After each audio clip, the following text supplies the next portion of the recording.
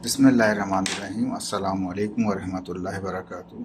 इससे पहले जो लेक्चर में डिलीवर किया था उसके अंदर हमने स्ट्रक्चर्ड जो क्वेश्चन है हमारे पास, और ये स्ट्रक्चर्ड जो क्वेश्चंस हैं उसमें 1 to 5 तक हमने सॉल्व किए थे।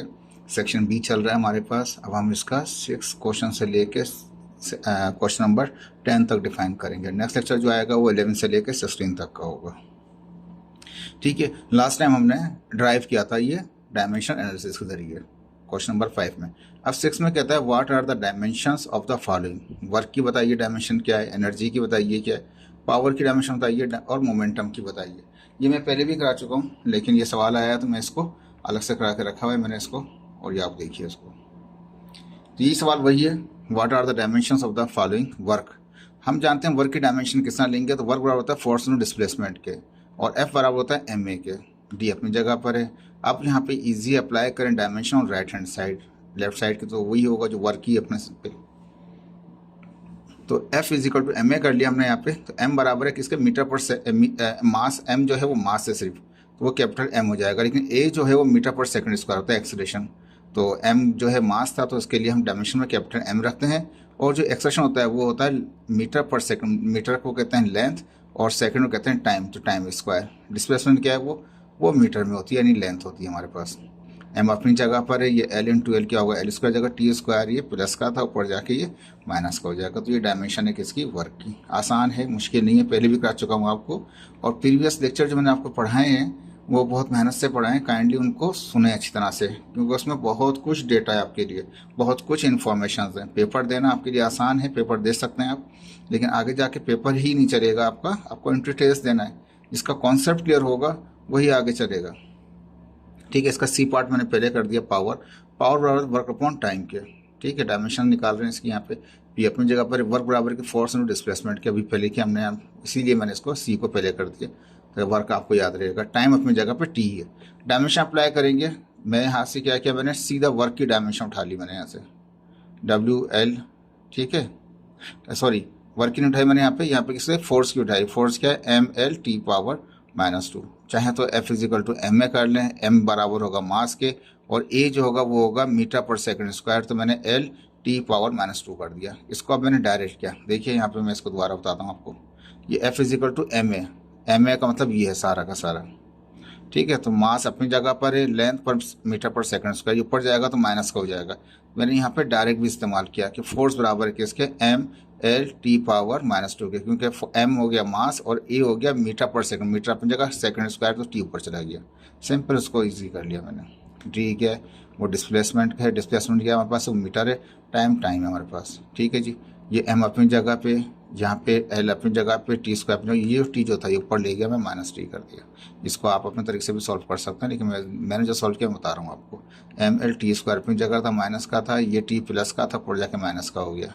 ये एल अपनी जगह पे, ये एल इंटू एल के हो जाएगा, एल स्क्वायर हो जाएगा, ये दोनों टी माइनस के ही हो गए, -3 हो गया। ये डायमेंशन हो गई पावर की। तो आप डायरेक्ट इस्तेमाल कर सकते हैं, नहीं F is equal to M A भी करें, इस तरह करें, वो सिर्फ समझाने के लिए, ताकि एक दो बार जब आप प्रैक्टिस कर लेंगे तो आपको ईजी हो जाएगा। ठीक है, अब आ गए हम एनर्जी पे। एनर्जी को हम जानते हैं, एनर्जी की जो क्वेश्चन होती है आइंस्टाइन के मुताबिक E is equal to M C square, mass into velocity of the light. ठीक है, तो वी सी बराबर होता है वेलोसिटी के हमारे पास। तो अप्लाई डायमेंशन करेंगे हम यहाँ पे। एनर्जी का डायमेंशन को उसी वर्ड में लिखा हुआ है, यहाँ पे एम जो है वो मास है, और ये जो है क्या, स्क्वायर अपनी जगह पर स्क्वायर कर लिया। ठीक है, यानी कि वेलोसिटी क्या होती है, मीटर पर सेकेंड होती है। किसी भी रफ्तार से जा रहा हो, चाहे आम स्पीड से जा रहा हो, चाहे वो रॉकेट की स्पीड से जा रहा हो या लाइट की स्पीड से जा रहा हो, लेकिन यूनिट तो उसका ये बनेगा मीटर पर सेकंड। मीटर मीन्स लेंथ और सेकंड मीन्स टाइम। स्क्वायर है तो स्क्वायर लगा दिए। ये हम अपनी जगह पे स्क्वायर एल पे भी आएगा, स्क्वायर टी पे भी आएगा। ये टी ऊपर चले जाएगा, माइनस का टी हो गया, टी पावर -2 हो गया। ईजी है। मोमेंटम ये पहले भी पढ़ा चुका हूँ, मास इंटू वेलोसिटी है, एम इंटू वी। अप्लाई करेंगे तो मास एम कैपिटल हो जाएगा, और वेलोसिटी मीटर पर सेकंड। अभी थोड़ी देर पहले किया, लेंथ इंटू टाइम, टाइम पर चला जाएगा, टी माइनस हो जाएगा। ईजी थी, मुश्किल नहीं थी आपकी। क्वेश्चन नंबर 7 है, बुक ने किस तरह दिया है जरा उसको देख लीजिए। बुक यहाँ पे कहता है, ये चार हमने डिफाइन कर दिए। कहता है you measured the radius of a wheel. एक व्हील है, साइकिल का व्हील हो सकता है, बाइक का भी हो सकता है, किसी का व्हील ले सकते हैं। तो you measured the radius of a wheel to be 4.16 centimetre. जो रेडियस है किसी व्हील का वो इतना आ रहा है हमारे पास, ठीक है, R is equal to this. If you multiply 2 to get a diameter, simple सी चीज़ है, अगर रेडियस मिला हुआ है उसको मल्टीप्लाई बाय 2 करेंगे तो वो डायमीटर निकल आएगा, अगर डायमीटर मिला हुआ हो उसको डिवाइड बाय 2 करोगे तो रेडियस निकल आएगा। ये प्रॉब्लम्स पहले भी कराई हैं, अभी जो प्रीवियस लेक्चर्स कराए हैं उसमें भी ये प्रॉब्लम्स कराई हैं आपको। तो ये हमारे पास कहता है रेडियस इतना है, उसको मल्टीप्लाई 2 करें, तो कहता है should you write the result as, क्या आप उस रिजल्ट लिखना चाहते हैं 8 सेंटीमीटर या एज ए 8.32 सेंटीमीटर। आपका आंसर यानी कि क्या होना चाहिए 8 सेंटीमीटर 8.2। जस्टिफाई योर आंसर, अपने आंसर को भी जस्टिफाई करें। Very good question. Radius of the wheel कितना, ये दिया हुआ है पास, दिया रेडियस ऑफ द व्हील 4.16, ठीक है, मल्टीप्लाई बाय 2। अब मैंने यहाँ पे साथ में भी 8 एडिशन कर दी कि इसमें कितने डिजिट है 1 2 3, 3 सिग्निफिकेंट फिगर है, ये सेपरेट रखा ताकि सॉल्व करने में ईजी हो जाएगा। पहली कंडीशन ये दे रखा था, अब कहता है multiply by 2 according to given condition, जो रेडियस ऑफ व्हील है मल्टीप्लाई बाय 2 कर दो, 2 से मल्टीप्लाई करेंगे तो ये आएगा 8.32 आ गया। यहाँ पे भी कितने सिग्निफिकेंट है 1 2 3, 3 सिग्निफिकेंट, 3 डिजिट है, यहाँ पे 3 डिजिट है, यहाँ पे 3 डिजिट है, ठीक है। अब आंसर दिया हमने इसका, देयरफॉर 4.16 हैज़ 3 सिग्निफिकेंट फिगर, उसमें 3 सिग्निफिकेंट, और 8.32 आल्सो है, कितना है वो 3 सिग्निफिकेंट, ये है ये भी रखता है कितना 3 सिग्निफिकेंट रखता है, दोनों में 3 3 है। सो तो 8.32 is the correct diameter, centimetre is the correct diameter rather than 8 centimetre, क्योंकि 8 वाले में सिर्फ एक ही डिजिट है, तो एक जो है वो प्रिसाइज रिजल्ट नहीं देगा, जो प्रिसाइज रिजल्ट देगा वो आपको इक्वल डिजिट देगा। ये हमने प्रॉब्लम्स भी सॉल्व की थी प्रीवियस लेक्चर्स के अंदर, एग्जाम्पल्स भी सॉल्व की थी, उसमें हमने बताया था कि जो लीस्ट सिग्निफिकेंट होते हैं किसी भी कैलकुलेशन में, हम उसी से उसका आंसर निकालते हैं, ठीक है। तो इसका आंसर 8.32 होगा, 8 नहीं होगा, याद रख लीजिए। 8 तो यहाँ पे कोई कैलकुलेशन का हिस्सा नहीं है, वो आंसर का हिस्सा कह रहा था, यहाँ पे किसी कैलकुलेशन का हिस्सा नहीं है 8, कैलकुलेशन ये है, ये तो रिजल्ट कह रहा है, सिर्फ रिजल्ट है, 2 रिजल्ट आए, ये रिजल्ट लेंगे ये रिजल्ट लेंगे, तो हम ये रिजल्ट लेंगे इसको, क्योंकि इक्वल सिग्निफिकेंट्स हैं दोनों के। अगर यहाँ पे 2-3 टर्म्स होती फिर हम देखते कि लिस्ट उसका कितना है, तब वो रूल फॉलो करते हैं, ठीक है जी। ये समझ में आ गया आपको, इजी था आपका,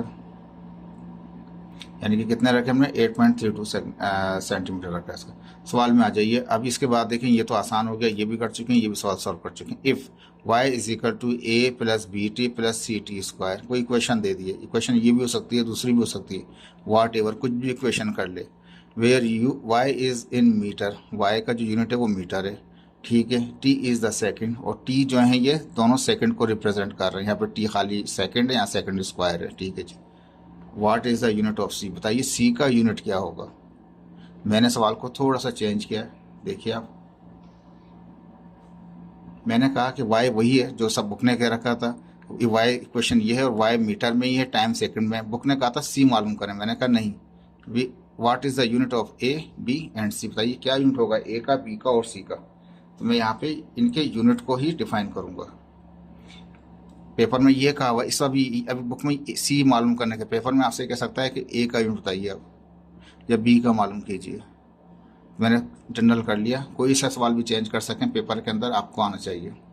देखिए एक इक्वेशन है, जरूर नहीं ये इक्वेशन कोई सी भी चेंज कर लें आप, आपको यूनिट फाइंड आउट करना आसान है, किसके ज़रिए, प्रिंसिपल ऑफ होमोजेनिटी के लिए। होमोजेनिटी जो हमने पढ़ा था हमने, जिसमें हमने देखा था कि यूनिट जो है वो सेम होते हैं, अगर ये मीटर है तो ये भी मीटर कंसिडर, ये मीटर बराबर होगा इस मीटर के, ये मीटर बराबर होगा इस मीटर के भी, ये मीटर बराबर होगा इस मीटर के भी।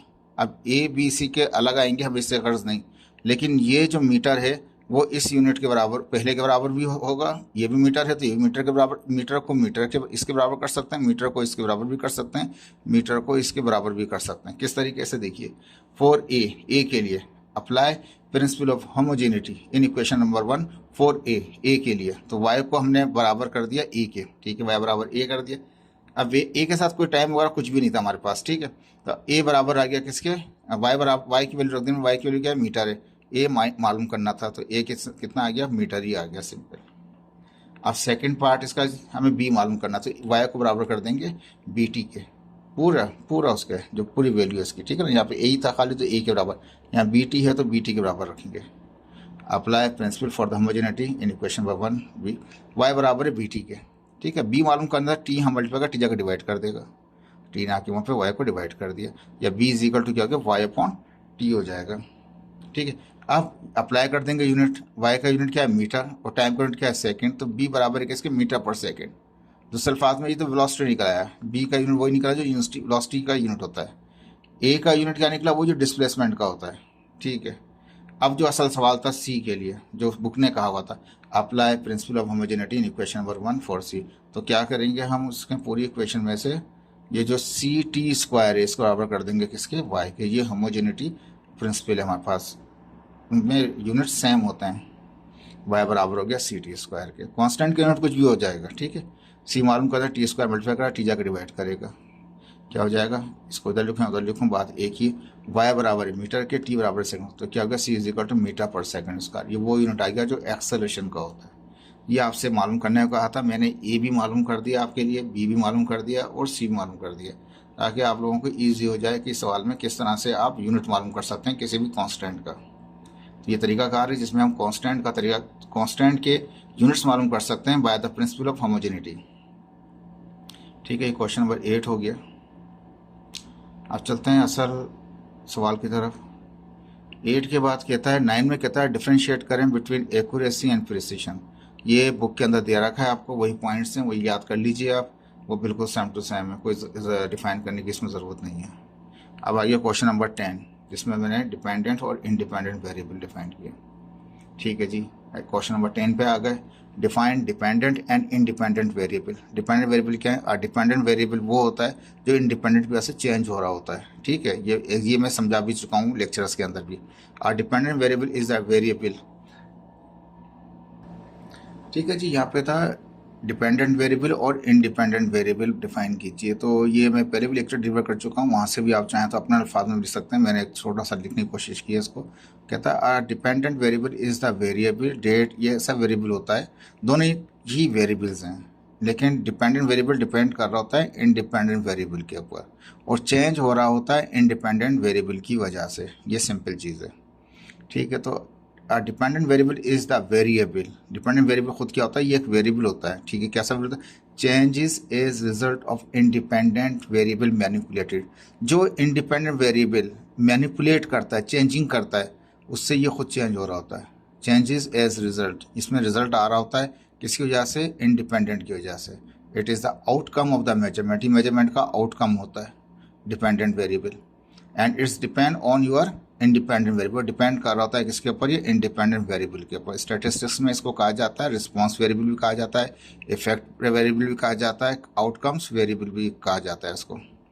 Dependent variable is what you record after you have manipulated, कहता है डिपेंडेंट वेरिएबल क्या करता है, वो रिकॉर्ड करता है जो चीज़ मैनिपुलेट हो रही होती है, किसकी वजह से, इंडिपेंडेंट वेरिएबल मैनिपुलेट कर रहा है, जो इंडिपेंडेंट वेरिएबल जिस तरह से चलाता है, जिस तरह से इनपुट देता है, इसी तरह से ये क्या होता है, डिपेंडेंट वेरिएबल चेंज हो रहा होता है।